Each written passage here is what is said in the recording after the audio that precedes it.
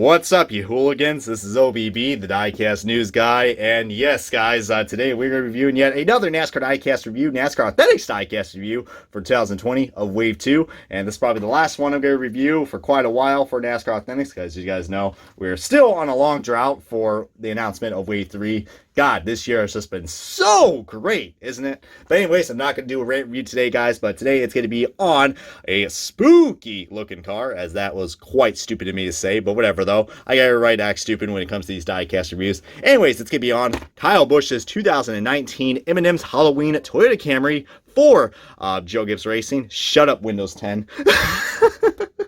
Gotta love those notifications, man, that you get on your laptop. That's why they invented a mute button. But anyways, with that distraction out of the way, guys, this is a surprisingly a nice looking car. I mean, when I saw this car getting released in the Gold Series, I was like, I don't know, this paint scheme looks, I don't know, doesn't look too well. But after seeing it in person, and first of all, guys, this packaging, man, I give Lionel some credit with the packaging, guys. They, as you guys know, the 2020 waves, they have, you know, a very creative packaging design. But I'm loving that they included the bats like they did in the paint scheme. So that is actually really cool. As you guys know, I mean, this is my first time looking at the packaging for Wave 2 because they didn't actually had the photos for Wave 2 due to you know what. But that's pretty cool, man. I'm liking that. That's probably my favorite packaging for this year, guys. I mean, including the actual paint scheme in the packaging. So that is really damn cool. I mean, you see all the different types of shades we got. It's like a burgundy, brown, orange. Love it. And there's the rest of NASCAR Authentics for 2020 Wave 2. This is the second Kyle Busch release, along with the Interstate Batteries car, which I already reviewed. And look at that Toyota. But speaking of Toyota, guys, let's go ahead and kick this off. Let's go ahead and unbox this bad boy and take a close look at the spooky looking car of Kyle Busch's 2019 Halloween car.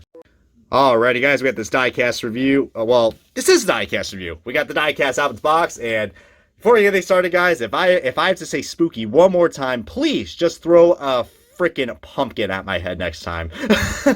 I'll be one ugly looking jack-o'-lantern, I tell you that. But anyways, guys, before we get started on this diecast review, let's look at the accessory that comes with this, which is, you know, I don't mind these. As you can see right there, the diecast render.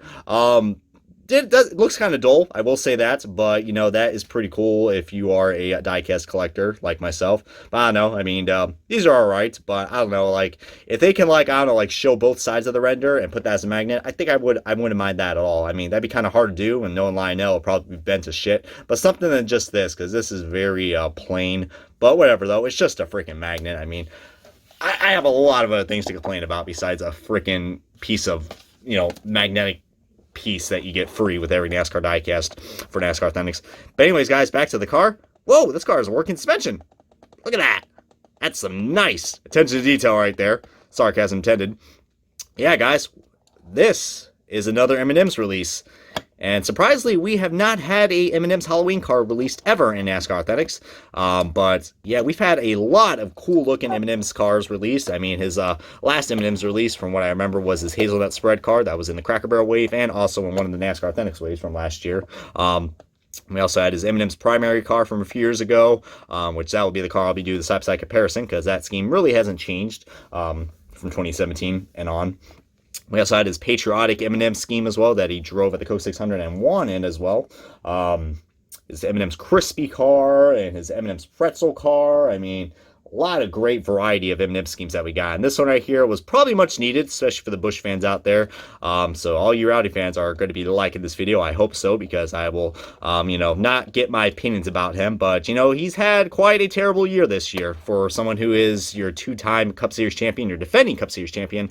Not been looking good so far for Kyle Busch. I mean, even at the Kentucky race, everyone picked him to probably win, or at Pocono.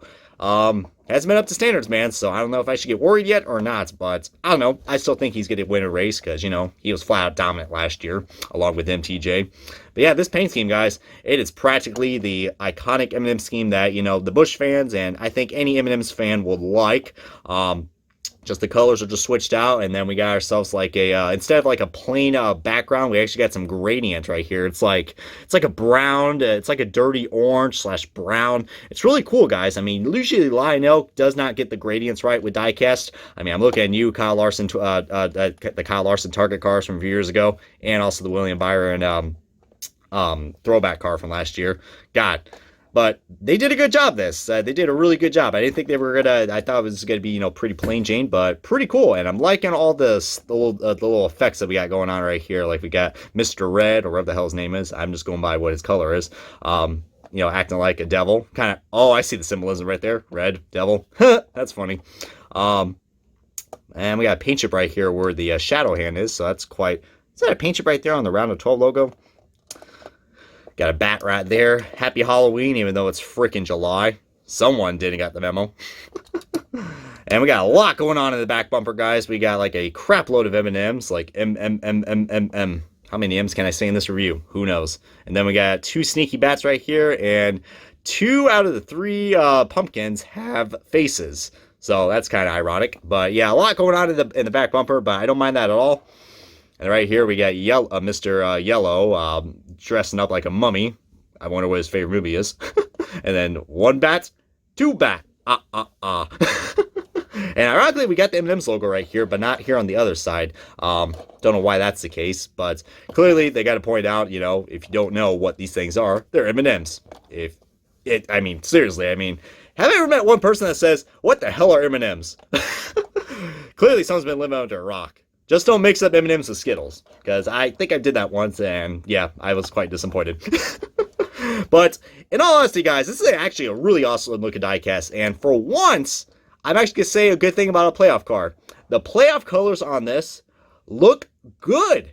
I mean, the green, it is a little more brighter than the actual green that we got on the car, but it actually goes well. It really goes well with this paint scheme, guys. I mean, green usually doesn't go well with the paint schemes for the playoff cars, like the Ryan Blaney Richmond playoff car and the Chase Elliott Napa Filters car.